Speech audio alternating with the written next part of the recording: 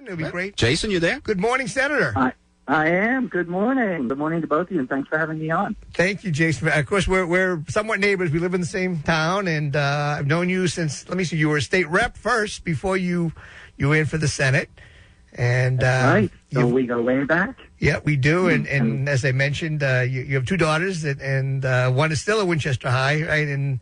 And of course, Sophie graduated with Jared last year. Well, my God, it's almost 2 years now. It's been, time goes by fast. Right. That they're both out of already high school. In college. Time flies, doesn't it, with your kids? Absolutely. They grow up so fast. And you have a great. You were born in South Africa, which I find so fascinating. And you came. When did you come to this country initially? Yeah, that's right. I was born in South Africa. My parents are from that country, and I grew up there in the 1970s, which was when apartheid was the racist government there, and we left the country in 1980. So I was 12 years old at the time, and my parents really wanted to raise their children in a different place with different values, and we were very lucky. We were able to come to the United States, and my father worked for an American company at that time. So. That was quite an experience coming here as a child. Yeah. And you, and then you entered into politics for the first time.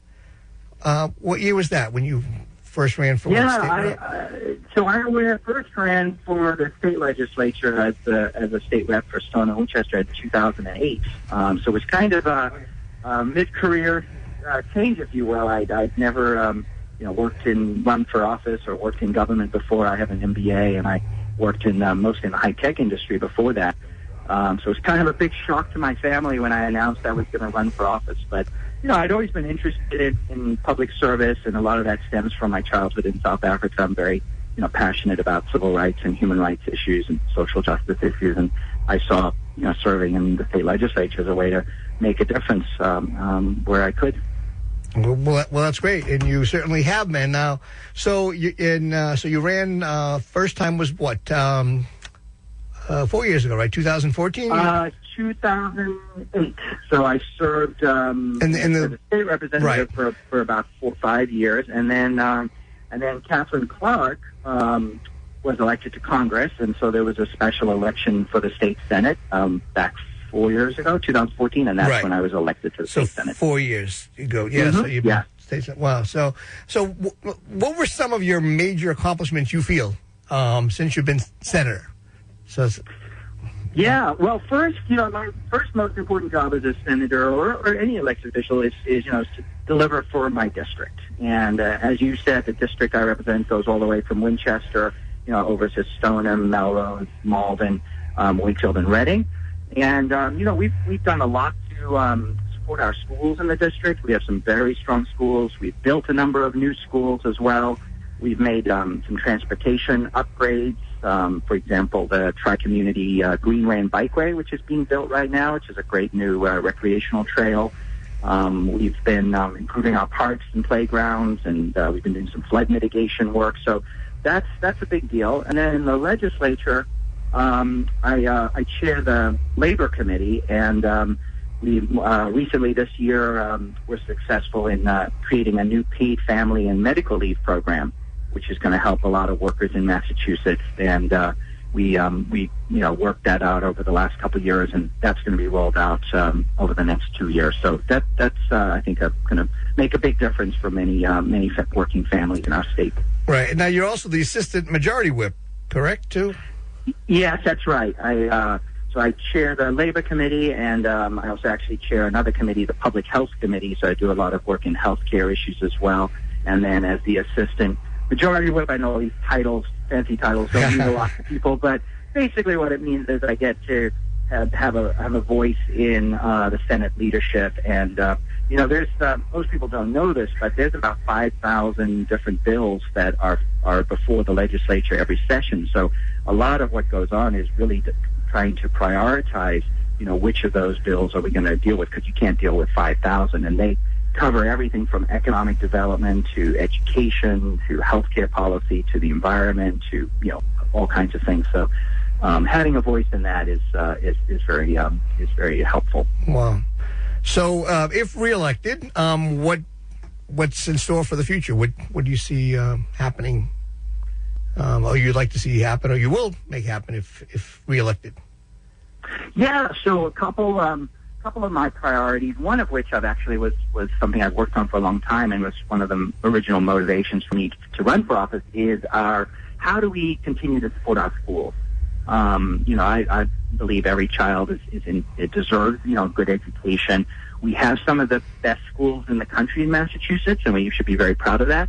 But we also have a very big achievement gap, between our students who are doing very well in certain schools, particularly in wealthy communities, and our students who are struggling. Right. And even our schools, and you know this from Winchester, which is a fairly wealthy community, even in places like that, many of our schools, don't have the resources they need. Parents are having to pay high fees. Their class sizes are growing. So what we need to do is really change our school funding formula that we have in Massachusetts. It's been around since 1993, and the world has changed a lot in those 20 years. We didn't even have the internet back then. Healthcare costs a lot more today than it did back then. And that formula hasn't kept up, which means we basically are underfunding our schools by anywhere between $1 billion and $2 billion. So we've passed some legislation in the state Senate to try to fix that. It hasn't yet made it across Governor Baker's desk, and that's a top priority for me to get that done. Oh, well, I know you really care about education, and it's evident in what you've done and what you plan on doing. So that's good for your constituents to know that, and the voters for certain. Any other plans? Anything that you would like to see happen or not happen in our state? Yeah, the other area that I would comment on, and you know a lot about this from your business, is we're in a great economy right now. Obviously, Massachusetts is doing well. We have a historically low unemployment rate, and that's great. But we have, I think, two big challenges. One is there's a skills gap. So many of our businesses are not able to find the workers they need with the skills they're looking for.